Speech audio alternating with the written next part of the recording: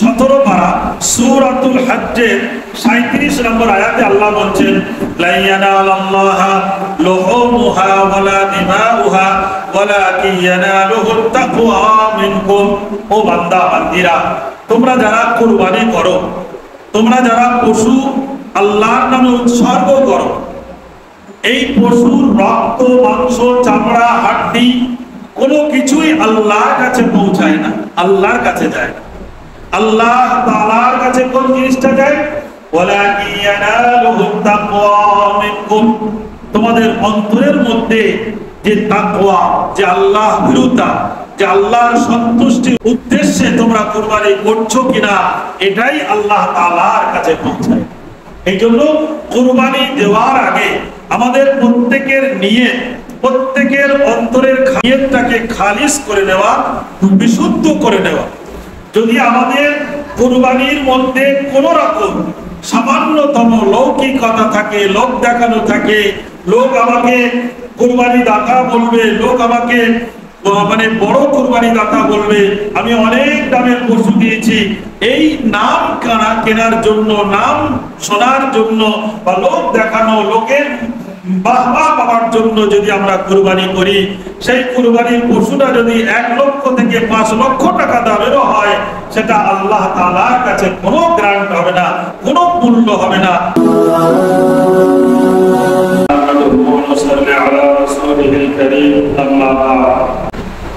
আজকে আলোচনার বিষয় হলো কুরবানির ইতিহাস, গুরুত্ব ও ফজিলত।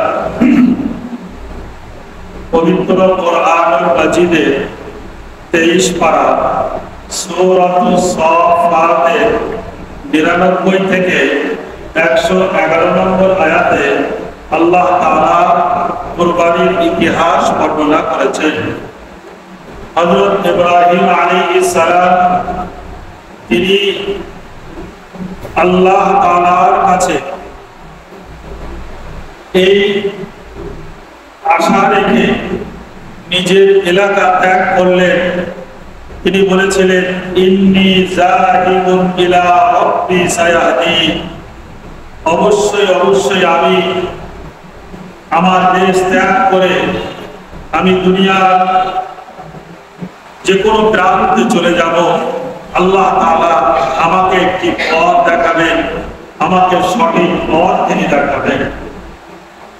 এই নিয়তে, এই উদ্দেশ্যে নিজের শহর এলাকা ত্যাগ করে হযরত ইব্রাহিম আলাইহিস সালাম তিনি দেশ ত্যাগ করলেন। যখন সিরিয়ায় পৌঁছালেন, সেখানে গিয়ে আল্লাহ তাআলার কাছে দোয়া করেছিলেন রব্বি হাবলি মিনাস সালিহিন। হে আল্লাহ তাআলা, আপনি আমাকে একটি নেক সন্তান, সৎ সন্তান দান করুন।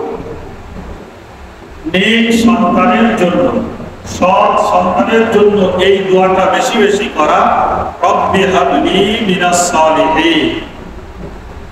হযরত ইব্রাহিম আলাইহিস সালাম যখন আল্লাহ তাআলার কাছে দোয়া করলেন, আল্লাহ তাআলা ইব্রাহিম আলাইহিস সালামের দোয়াকে কবুল করে সুসংবাদ জানিয়েছিলেন ফাবাশশারনাহু বিগুলামিন হালিম। আমি ইব্রাহিমকে একটি সুসন্তানের সুসংবাদ দিয়েছি।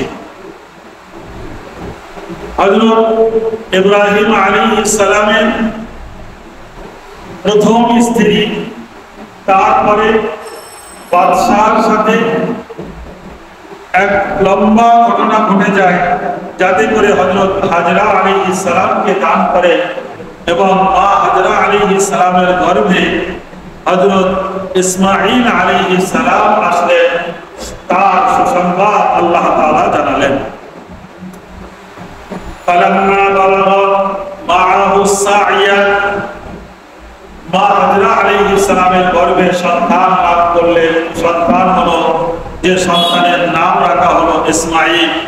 এবং ইসমাঈল আলাইহিস সালাম তিনি শিশুকাল অতিক্রম করে যখন যৌবনে প্রাপ্ত বয়স্কে পা দিলেন, যৌবনে পদার্পণ করলেন, আব্বার সাথে চলাফেরা করতে লাগলেন, আব্বার সাথে ঘোরাফেরা করার মতো বয়স হলো, কিতাবে লেখা আছে তখন ইসমাঈল আলাইহিস সালামের বয়স হয়েছিল 13 বছর। এই 13 বছরে পদার্পণ করলেন, তখন হযরত ইব্রাহিম আলাইহিস সালাম তার কলিজার টুকরা ইসমাঈলকে বললেন, ইয়া বুনাইয়া ইন্নী আরা ফিল মানাম আন্নী আযবাহুকা, হে আমার কলিজার টুকরা ইসমাঈল, আমি স্বপ্নে দেখলাম যে আমি তোমাকে আল্লাহ তাআলার নামে উৎসর্গ করছি, আল্লাহ তাআলার নামে কুরবানি করছি। আমি আল্লাহ তাআলার সন্তুষ্টির উদ্দেশ্যে তোমাকে জবাহ করছি, কুরবানি করছি। এটা আমি স্বপ্নের মাধ্যমে দেখলাম। আর নবীদের স্বপ্ন তো ওহীর মতো সত্য। তখন ইব্রাহিম আলাইহিস সালাম নিজের সন্তান ইসমাঈলকে বললেন, ফানজুর মাযা তারা, আমার কলিজার টুকরা ইসমাঈল, এই স্বপ্নের ব্যাপারে তোমার মতামতটা কি, তোমার রায়টা কি, আমি জানতে চাই। বাপ যেমন সন্তান তেমন। হযরত ইসমাঈল আলাইহিস সালাম তিনি উত্তর দিলেন, قال يا أبت افعل ما تؤمر, হে আমার শ্রদ্ধেয় আব্বাজান, শ্রদ্ধেয় পিতাজান, ইয়া আবত ইফআল, আপনি যেটা স্বপ্ন দেখেছেন সেটা বাস্তবায়ন করুন। মা তুমার, আপনাকে যেটা নির্দেশ দেওয়া হয়েছে স্বপ্নে সেটা আপনি বাস্তবায়ন করুন, করুন করুন, এটা আমার মত আছে।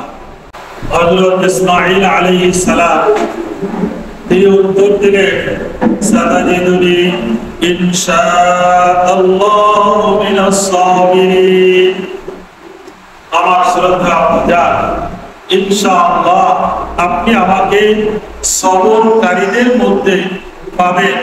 আমি অধৈর্য হব না, আমি বেসবর হব না।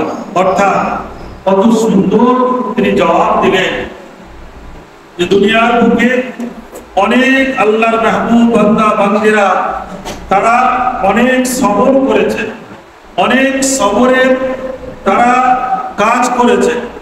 আমি আপনার কাজে বিচলিত হব না, অধৈর্য হব না। আমাকেও অন্যান্য সবরকারীদের মতো সবরকারী ধৈর্যশীল আপনি পাবেন। আপনি নিশ্চিন্তে নির্ভয়ে নির্বিঘ্নে আপনি যে স্বপ্নটা দেখেছেন সেটা বাস্তবায়ন করুন। ফালাম্মা আসলামা, যখন পিতা এবং পুত্র রাজি হয়ে গেল, পুত্রকে নিয়ে হযরত ইব্রাহিম আলাইহিস সালাম কুরবানির স্থানে নিয়ে যাচ্ছেন। যেতে যেতে মিনায় শয়তান মানুষের রূপ ধারণ করে হযরত ইব্রাহিম আলাইহিস সালামকে তিনি ধোঁকা দিতে চেয়েছিলেন। শয়তান ইব্রাহিম আলাইহিস সালামকে প্রতারণা করার চেষ্টা করেছিল। শয়তান বলল, ইব্রাহিম তুমি তো স্বপ্নে দেখেছো, আর স্বপ্নে দেখে তুমি তোমার কলিজার টুকরা একমাত্র সন্তানকে আল্লাহর নামে জবাহ করে দিচ্ছ। এইভাবে বিভিন্ন চক্রান্ত এবং প্রতারণা, ধোঁকা দেওয়ার চেষ্টা করেছে। আল্লাহ তাআলার ইশারায় হযরত ইব্রাহিম আলাইহিস সালাম ছোট্ট ছোট্ট 7টি কাকর নিয়ে আমলের আগায় করে সেই শয়তানের দিকে নিক্ষেপ করেছিল। শয়তান পালিয়ে যায়। কিছুদূর যাওয়ার পর আবার ওই একই ভাবে ধোঁকা দেওয়ার চেষ্টা করে, সেখানেও তিনি 7টি করে কাকর মারে, শয়তান পালিয়ে যায়। আরেকটু দূরে গিয়ে আবার শয়তান আসে, আবার কাকর মারে, শয়তান পালিয়ে যায়।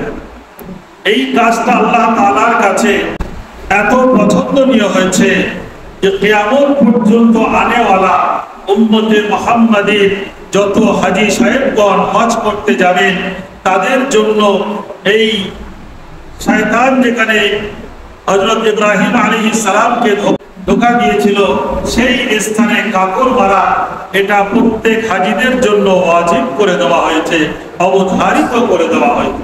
এই জন্য প্রত্যেক হাজীরা তারা এই তিনটি স্থানে, যেটাকে আমরা বাংলায় বলি বড় শয়তান, মেজ শয়তান, ছোট শয়তানের, সাক্ষী করে তাদের কাপড় মারতে হয়। হযরত ইব্রাহিম আলাইহিস সালাম তিনি যখন তার পুত্র কলিজার টুকরা সন্তানকে কুরবানির স্থানে নিয়ে গেলেন, ছোট্ট শিশু হযরত ইসমাঈল আলাইহিস সালাম আব্বাজানকে বলছেন, আব্বাজান আপনি আমাকে ভালো করে বেঁধে নেন, যাতে করে আপনার জবাহ করার সময়, কুরবানি করার সময়, উৎসর্গ করার সময় আমি যেন বিচলিত না হই বা নড়াচড়া না করি। আমাকে ভালো করে বেঁধে নেন, আমার মুখটাও ঢেকে দেন। শুধু তাই নয়, ইসমাঈল আলাইহিস সালাম বললেন, আমার শ্রদ্ধেয় আব্বাজান আপনি আপনার কাপড়টা ভালো করে সামলে নেন, ঠিক করে নেন, যাতে করে জবাহ করার সময় রক্ত ছিটিয়ে আপনার গায়ে না লেগে যায়। আপনার গায়ে, আপনার কাপড়ে রক্তর ছিটা দেখে আমার আম্মাজান তিনি ব্যাকুল হয়ে পড়বেন। এই জন্য আপনি আপনার কাপড়টা ঠিক করে নেন, যাতে রক্তের ছিটা না পড়ে। আর আপনি আপনার ছুরিটা ভালো করে ধার দিয়ে নেন, আর আমাকে যখন জবাহ করবেন খুব দ্রুত জবাহ করবেন, যাতে করে আমার প্রাণটা খুব দ্রুত বেরিয়ে যায়, আল্লাহর নিকটে চলে যায়। আর আমার জবাহ করার আগে আমার কাপড়টা খুলে নেন, এই আমার পরিধানের কাপড়টা আমার আম্মা জানের কাছে নিয়ে যাবেন। আমার মায়ের একটু সান্ত্বনা হবে, তিনি একটু সান্ত্বনা পাবে, তাই আমার কাপড়টা মায়ের কাছে নিয়ে যাবেন। যখন ইসমাঈল আলাইহিস সালামের মুখ থেকে এমন একটা মুহূর্তে এমন কথাগুলো শুনে হযরত ইব্রাহিম আলাইহিস সালাম তিনি আর থাকতে পারলেন না। হযরত ইসমাঈল আলাইহিস সালামের কপালে চুমা দিয়ে তিনি বললেন, আমার কলিজার টুকরা ইসমাঈল, তুমি আমাকে আমার স্বপ্নটাকে বাস্তবায়ন করার জন্য বড়ই সাহায্যকারী, তুমি অনেক সাহায্য করেছো। এই বলে ওয়াতাল্লাহু লিল জাবিন, হযরত ইসমাঈল আলাইহিস সালামকে কাঁধ করে, দুটি রিওয়ায়াতে এসেছে বা চিত উপর করে শুইয়ে দিলেন। শুইয়ে দেওয়ার পরে যখন বিসমিল্লাহি আল্লাহু আকবার বলে ছুরি চালাতে যাবে, এই ছুরির আগায়, ছুরির যে ধারালো যে জায়গাটা থাকে, সেই জায়গায় আল্লাহর কুদরতে আল্লাহ তাআলা একটি স্টিলের পর্দা লাগিয়ে দিয়েছিলেন। হযরত ইব্রাহিম আলাইহিস সালাম ইসমাঈল আলাইহিস সালামকে জবাহ করতে যাচ্ছেন, কিন্তু জবাহ হচ্ছে না। যখন ছুরি চালিয়েছেন, আর ঠিক সেই সময় গায়েব থেকে এক ফেরেশতা জোর করে আওয়াজ দিলেন, ওয়ানাদাইনাহু আইয়া ইব্রাহিম, ও ইব্রাহিম দাঁড়িয়ে যাও, রুকে যাও, ক্ষান্ত হয়ে যাও। কদ সাদ্দাকতার রুইয়া, তুমি স্বপ্নকে বাস্তবায়ন করে দেখিয়েছো। তোমাকে আল্লাহ তাআলা পরীক্ষা নেওয়ার জন্য এই স্বপ্নটা দেখিয়েছিলেন। তুমি এই স্বপ্নটাকে বাস্তবায়ন করে দেখিয়েছো, সত্য করে দেখিয়েছো, তুমি পরীক্ষায় পাশ করে গিয়েছো। ওয়াকাযালিক ইন্না কাযালিকা নাজজিল মুহসিনিন, এই নাও জান্নাত থেকে একটি ভেড়া আল্লাহ তাআলা পাঠিয়েছেন তোমার কলিজার টুকরা সন্তান ইসমাঈলের পরিবর্তে, এই ভেড়াটা জবাহ করে দাও। যখন ইব্রাহিম আলাইহিস সালামকে ফেরেশতা ডাক দিয়েছিলেন, ফেরেশতাকে ডেকে তিনি একটা তাকবীর দিয়েছিলেন, আল্লাহু আকবার, আল্লাহু আকবার। হযরত ইব্রাহিম আলাইহিস সালামের এই তাকবীর শুনে ফেরেশতা বলেছিলেন, লা ইলাহা ইল্লাল্লাহু আল্লাহু আকবার। হযরত ইসমাঈল আলাইহিস সালাম যখন সমস্ত ঘটনা জানতে পারলেন, তখন তিনি আল্লাহর প্রশংসা স্বরূপ তিনিও একটি তাকবীর বলেছিলেন, ওয়ালিল্লাহিল হামদ। এই তাকবীরটা আল্লাহর কাছে এত পছন্দ হয়েছিল যে উম্মতে মুহাম্মাদীর জন্য প্রত্যেক জিলহজ মাসের 9 তারিখ ফজর থেকে নিয়ে আর জিলহজ মাসের 13 তারিখ আসর পর্যন্ত নর নারী প্রত্যেককে ফরজ নামাজের পরে এই তাকবীরটা বলা ওয়াজিব করে দিয়েছেন। আল্লাহু আকবার, আল্লাহু আকবার, লা ইলাহা ইল্লাল্লাহ, আল্লাহু আকবার, আল্লাহু আকবার, ওয়ালিল্লাহিল হামদ। এই তাকবীরটা, তারপরে কোরআনের আয়াত, আফাদাইনাহু বিযিবহিন আযীম, আমি ইসমাঈলের পরিবর্তে একটি খুব মহান পশু, সম্মানীয় পশু, জান্নাতি পশু, জান্নাতি ভাড়া তার পরিবর্তে তার বদলায় আমি দান করলাম। হযরত ইব্রাহিম আলাইহিস সালাম সেই জান্নাতি পশুটা তিনি জবাহ করেছিলেন। এই যে ইব্রাহিম আলাইহিস সালাম তার কলিজার টুকরা সন্তানকে জবাহ করে তিনি যে পরীক্ষায় পাশ করলেন, এইটা আল্লাহর কাছে এত পছন্দ হয়েছিল। এই পছন্দনীয় কাজটা উম্মতে মুহাম্মাদের ধনাঢ্য ব্যক্তিদের জন্য কিয়ামত পর্যন্ত আনেওয়ালা প্রত্যেক সম্পদশালীর উপরে আল্লাহ তাআলা কুরবানি করাকে ওয়াজিব করে দিয়েছেন। সুবহানাল্লাহ। এবার আসুন কুরবানির ফজিলত। 17 পারা সূরাতুল হজ্জের 37 নম্বর আয়াতে আল্লাহ বলেন, লা ইয়ানালাল্লাহা লুহুমুহা ওয়ালা দিমাউহা ওয়ালাকিন ইয়ানালুহুত তাকওয়া মিনকুম। ও বান্দা বান্দিরা, তোমরা যারা কুরবানি করো, তোমরা যারা পশু আল্লাহর নামে উৎসর্গ করো, এই পশুর রক্ত, মাংস, চামড়া, হাড্ডি কোনো কিছুই আল্লাহর কাছে পৌঁছায় না, আল্লাহর কাছে যায় না। আল্লাহ তাআলার কাছে কোন জিনিসটা যায়? ওয়ালাকিন ইয়ানালুহুত তাকওয়া মিনকুম। তোমাদের অন্তরের মধ্যে যে তাকওয়া, যে আল্লাহ ভীরুতা, যে আল্লাহর সন্তুষ্টির উদ্দেশ্যে তোমরা কুরবানি করছো কিনা, এটাই আল্লাহ তাআলার কাছে পৌঁছায়। এই জন্য কুরবানি দেওয়ার আগে আমাদের প্রত্যেকের নিয়ত, প্রত্যেকের অন্তরের খালিস নিয়তটাকে খালিস করে নেওয়া, বিশুদ্ধ করে নেওয়া।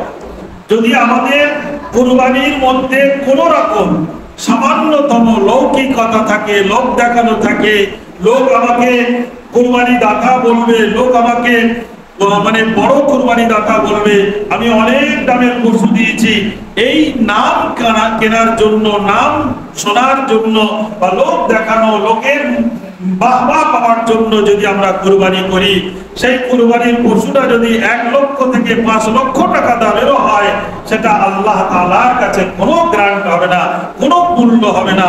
এই জন্য আমাদের পশু ছোট হোক, সেটা যেন সুন্দর হয় এবং সমস্ত রকমের দোষ ত্রুটি থেকে সেটা যেন আয়ের দার না হয়, দোষ ত্রুটি থেকে মুক্ত হয়, এমন পশু যদি ছোট হয় আর সেটা যদি নিয়তটা আমাদের খালিস হয়, বিশুদ্ধ হয়, সেই নিয়তটা, সেই তাকওয়াটাই আল্লাহ তাআলার দরবারে গ্রান্ট হবে, সেটাই পৌঁছে যাবে। আকামা রাসূলুল্লাহ সাল্লাল্লাহু আলাইহি ওয়াসাল্লাম বিল মদিনা 10 সিনিনা ইউযাহি। বিশ্বনবী সাল্লাল্লাহু আলাইহি ওয়াসাল্লাম মক্কা শরীফ থেকে হিজরত করে মদিনা শরীফে যখন পদার্পণ করলেন, মদিনা শরীফে তিনি দীর্ঘ 10 বছর ছিলেন। নবীজির ওফাত পর্যন্ত মদিনা শরীফে তিনি অবস্থান করেছিলেন। এই 10 বছর তিনি প্রত্যেক বছরেই কুরবানির সময় তিনি কুরবানি করতেন, কোনো বছরে তিনি মিস করতেন না, বাদ দিতেন না, ছেড়ে দিতেন না। অনেকে বলে থাকে প্রত্যেক বছরে তো কুরবানি দেই, 1 বছর না দিলে অসুবিধা কি আছে? না, যখনই কুরবানির দিন আসবে, কুরবানির দিন যদি কেউ সাহেবে নেশাব পরিমাণ সম্পদের মালিক থাকে, তাহলে তার উপরে কুরবানি দেওয়াটা ওয়াজিব হয়ে যায়। সে বিষয়টা ইনশাআল্লাহ আগামী সপ্তাহে আলোচনা রাখবো। তিরমিজি শরীফের 1493 নম্বর হাদিসে বিশ্বনবী সাল্লাল্লাহু আলাইহি ওয়াসাল্লাম বলেছেন, মা আমিলা ইবনে আদম মিন আমালিন ইয়াওমান নাহার।